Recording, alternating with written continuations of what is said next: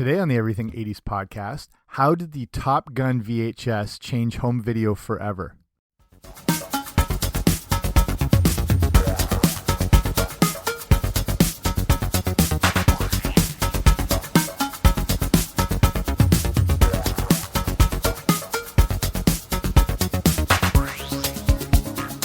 Hey there, what's happening? Welcome back to the Everything 80s podcast. I'm Jamie. Thanks for coming on out and looking at a very interesting topic, and it's partly about the advent of home video and how that changed consumerism and how we consume content and get our entertainment, and being able to, take the experience from the movies home. Before, if you grew up in the 60s and 70s and you'd go to see a movie, that was it. It was a one-shot deal. Now you could own that movie and watch it 300 times, and that helped lead more into true fandoms and true appreciation of certain movies, because you were really able to pour through it more. And same thing with anything you saw on TV and movies. You're now able to record that and watch it and go over it again. It wasn't a one-shot deal. And when it came to home video, it's specifically the release of the Top Gun VHS that really changed the landscape of how this whole industry worked and functioned, and how it became more accessible to more people. So there's a lot of interesting stuff in this. So we'll get to it in a sec. And here's the usual: if you haven't already, subscribe if you want to the podcast wherever you find your podcasts. I should be there. Okay, let's do this. If you are a younger person and under 30, definitely under 25, you have no concept of what renting a physical movie is like. You might not even really know of DVD specifically, and obviously just stream everything, which is awesome. But at one time, the home video market was the biggest thing going, and this might not have happened without a certain Tom Cruise movie.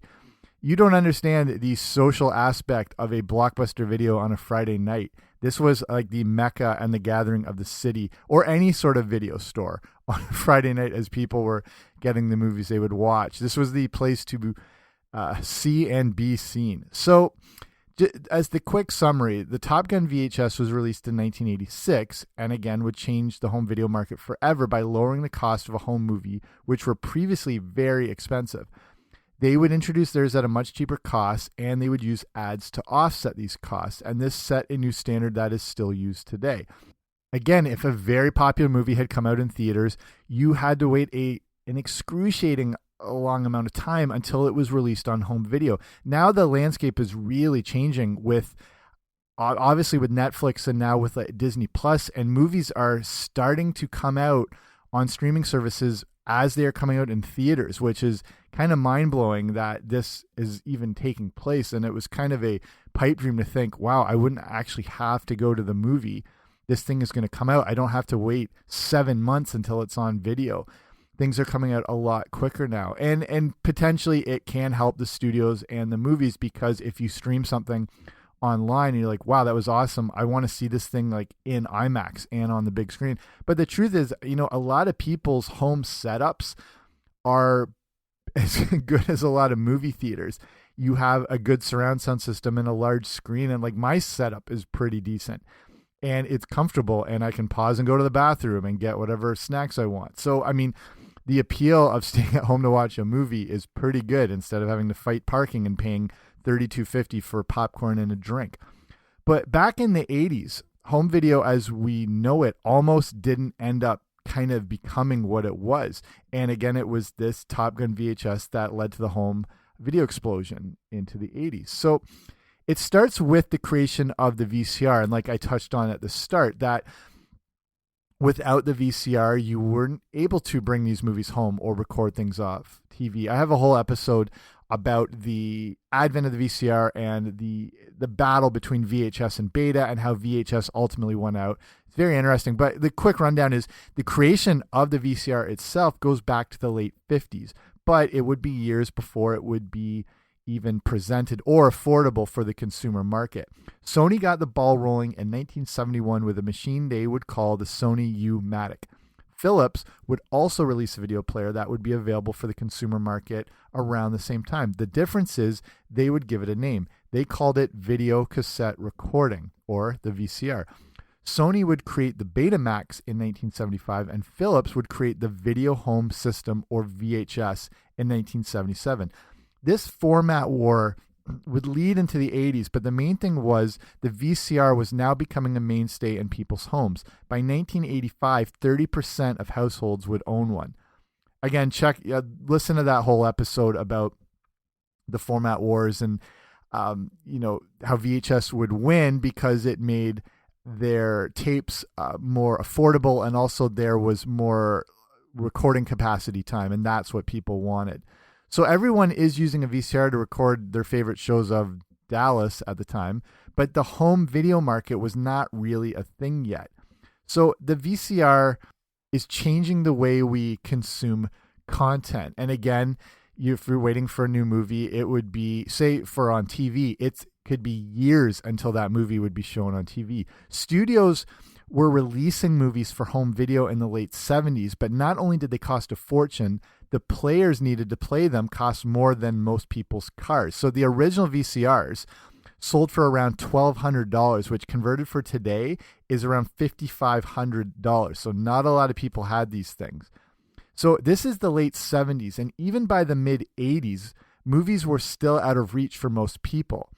I don't remember this as much, and probably explains why we didn't really have any. But the top movies in 1985 and 86, when they were being sold in stores, went for $80. Converted for today, that's $180 per video. And that's probably why you didn't own any direct release movies in 1985 or 86. That's insane. The other big thing is the studios didn't seem to have any interest in releasing movies on home video before this time.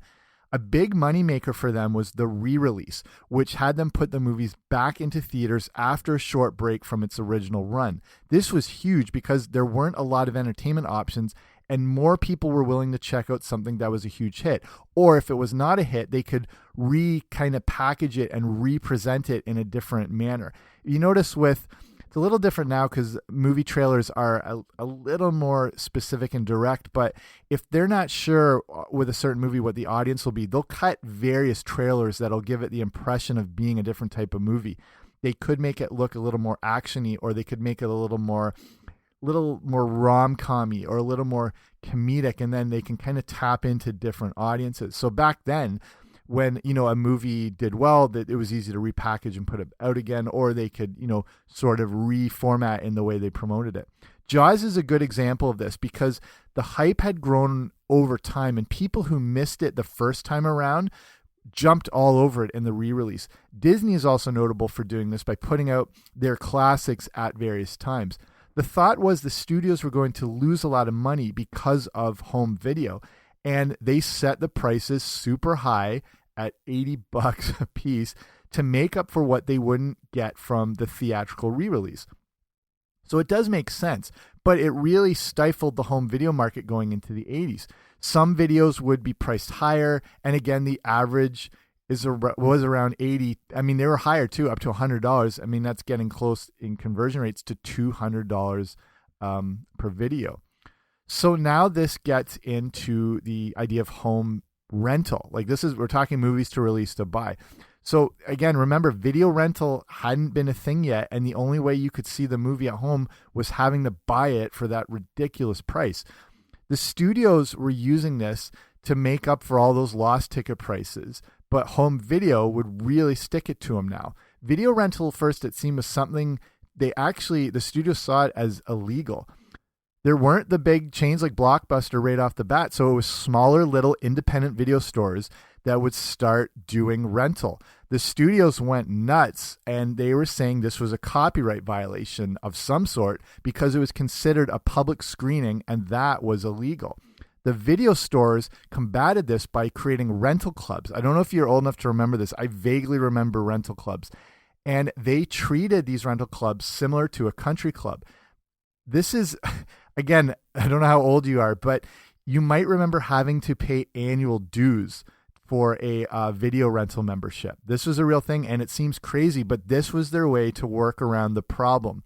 These fees weren't always cheap, but they were also there to offset the cost of buying these horrifically priced videos. So you walk into the video store, they're having to buy these things for $80, $100 a pop. So the prices had to be high, the membership prices, just to be able to stock these things and be able to rent them at a reasonable price. But again, these membership fees were the way to make these video stores feel like a country club aspect and a rental club, and that sort of circumvented around the laws against copyright and all that stuff. So then a movie in 1986 turned everything on its head. Top Gun comes out in 86. It's the story, of course, of elite fighter pilots at a weapons school where they compete to be the best. They play a lot of shirtless volleyball, and one of the students learns something from a civilian instructor that's not taught in the classroom. Top Gun was a huge hit, also with an iconic soundtrack, including Danger Zone by Kenny Loggins. You've got The Lovin' Feelin'. You've Lost That Lovin' Feelin' by the Righteous Brothers. Take My Breath Away by Berlin. The pretty epic soundtrack with a lot of deep electric guitar solos. The thing, Top Gun actually had mixed reviews from critics, but audiences ate it up with a spoon. They loved Tom Cruise. And a few weeks after it opened, the number of theaters showing it increased by 45%. The movie was made for a very low $15 million, which in the 80s still seems very low. It made back $356 million, which converted for today is over $800 million. So it was a monster hit. And again, movies were showing on a lot less screens back then. I mean, the average, a Marvel release can be in 3,500 plus screens, where some movies in the 80s were only, I don't know, maybe 1,500 to 1,800. Top Gun starred, of course, Tom Cruise, Val Kilmer, Tom Skerritt, and was based on an article called Top Guns from an issue of California Magazine in 1983. The Navy made some actual F-14 fighters available for filming at the low cost of $7,800 per hour. It's about $18,000 an hour converted for today. Just some more on the movie. They also got to use the USS Enterprise aircraft carrier for some shots. And during one day of shooting, the commander of the ship changed the course it was sailing, which completely changed the lighting, making filming almost impossible. They could get it back on course to get into the good lighting, but it cost $25,000 to turn the ship. So then director Tony Scott had to write a check on the spot to turn the ship to the better lighting to shoot just for 5 minutes. If you want to listen to some more about the greatest toy ever made, and that's the G.I. Joe USS Flag, you can go back and listen to that episode, just speaking of aircraft carriers. Here a few other fun facts about Top Gun. It is one of the best-selling soundtracks of all time, going 9 times platinum. Bryan Adams would have recorded the songs for the movie, but he felt the film glorified war and didn't want anything to do with it, as the staunch Canadian he is. Toto, the band Toto, was originally going to record Danger Zone, which would have been awesome. Top Gun was actually nominated for 4 Oscars. And then interestingly, after Top Gun, naval recruiting went up 500%. There's also supposed to be the sequel. It looks like it is coming out in 2020, as a trailer was leaked for that. So basically, Top Gun was the biggest movie of 1986, and then came the home video release, and this is where the story picks back up.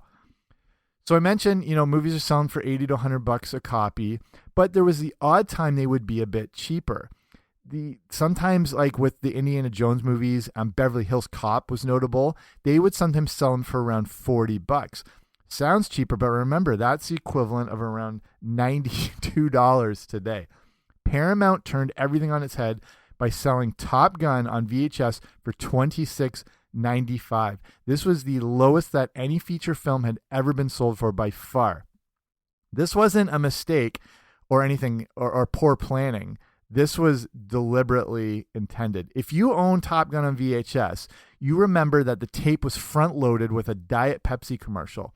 This was Paramount's way of being able to not take a big hit on missed revenue from a re-release, but making it more affordable for people who clearly loved the movie. This had never been done before, and one of the appeals of home video was that you didn't have to watch commercials like you did on TV. So this was the trade-off with the consumer. You get a cheaper movie, but you have to sit through a commercial or at least fast forward through it.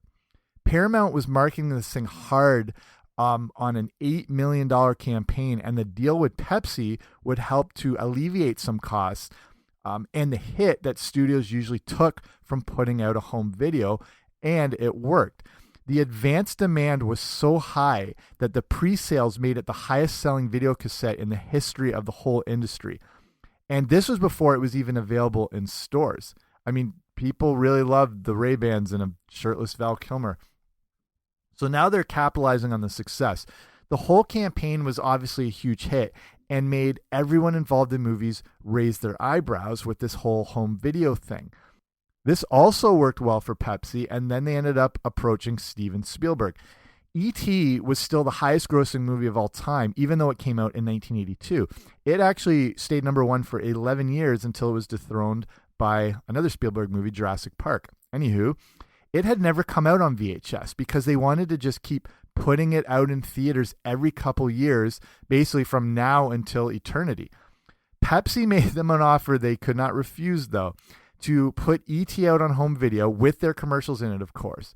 They threw a lot of money at Spielberg and pushed it for a $24.95 price point, and it included a $5 rebate from Pepsi that essentially brought the movie down to $19.99, or roughly what we pay for videos today if you're buying them in the store, depending, not including like 4Ks and things like that. The other big thing is that Pepsi now owns Spielberg pretty much and E.T.'s soul, and they could start using him in commercials. E.T., not Spielberg. So at this point, Coca-Cola's lizard brain fires up, and they want a slice of that sweet, sweet pie too.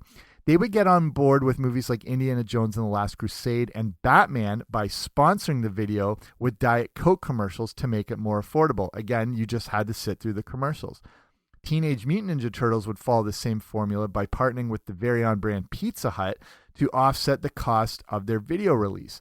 I owned all these movies, but don't remember the commercials specifically, but I very well remember the Diet Coke one in Batman when I think Alfred's bringing Michael Keaton his Diet Coke. I remember that very well. So rental prices would vary over the coming years, with new releases always being higher, but this would end up replacing the money the studios would make on re-releasing the movies in theaters. But when it comes to like the actual rental, like unless you want to wait for the movie to come out on Netflix, if you want to stream it on demand and rent a movie that way, even a physical video rental or however you get it, the cost can vary quite a bit, but the price to buy a movie is still around that $20 to $25 mark, which was set all the way back in 1987 and continues to this day. So as we wind down here, that's just, a look at this whole video market evolving. And as usual, marketing and corporate interest paved the way for how an industry would act and the rules they would follow. These days, if you want to watch a physical movie still, you are stuck sitting through previews for other releases by the studio along with some ads. Honestly, like if you still watch Blu-ray, I still own Blu-ray, and I haven't upgraded to 4K yet, which I know I will, but it's kind of surprising because they thought Blu-ray would be the last physical format released as streaming would take over and as even 4K streaming has become more prevalent. And the fact that 4K physical movies were released and players is kind of astounding. And I don't know if that will be the last format, if they'll keep going. Like there's 8K displays, and I don't think that will happen. But as much as I do love streaming, I do own Blu-ray and I do own physical Blu-ray movies because I still think it is the best form of movie you can watch as far as the data that's encoded, as far as the soundtrack and the picture quality. I think it's always the best. But, again, with DVDs or Blu-rays, if you want to sit down and just start a movie, it's impossible. They have kind of hard-coded in those commercials and previews where you have to, either physically skip or you can't even skip, which is absurd that you have to sit through it. So if you put in a movie, it can take 5 to 10 minutes before you're actually watching the movie, when you also factor in load up times plus all that stuff you have to sit through. This is, now it's one of the big, obviously, appeals of streaming is not just the convenience and having everything on demand and at a touch, but you can jump right into it. Amazon Prime always has a preview before, but you can skip that immediately. It's different because it's not an advertising service like, say, YouTube would be, where there's commercials in, unless you're using the ad blockers. Netflix swears that they will never do any form of advertising. But personally, like, I don't know if you could only pay $1 or $2 to have Netflix, but you had some commercial to sit through, if you would do that. I think I might, because we're kind of used to that already, as far as, say, with like YouTube content and whatever. But like with the case of Amazon Prime, you can always immediately skip, and they're not commercials. They're just trailers for their other shows. This, speaking of the whole lock-in, kind of hard-coded advertisements and previews on physical formats, if I have an episode about Laserdisc, if you want to go back to listen to, and that's a very interesting story too, about how it was a far superior technology, way ahead of its time compared to Beta and VHS. They always talk about Beta being a superior version of VHS. They weren't actually that much different when you look at the technical details. Beta was like a little bit different, but actually not that much more. Laserdisc, however, was phenomenally better. The problem is, again, it was super expensive. The discs were expensive. The players were very faulty. There wasn't a standard, actually, as far as the manufacturers to the actual Laserdisc makers, and then lots of problems with that. But one interesting thing with Laserdisc, they prevented this locked-in feature, so studios couldn't force you to watch anything you didn't want to. You could immediately skip over, which you can't in a Blu-ray. Okay, let's wrap it up here. But that's the story of how Top Gun, the Top Gun VHS, changed the course of home video forever. So we've got Goose and Maverick to thank, and hopefully that's something you learned today that you could pass on at whatever point. But thanks for checking this episode out. Hopefully you enjoyed it. If you like it, subscribe. I'll be back very soon. Thanks for listening. Bye.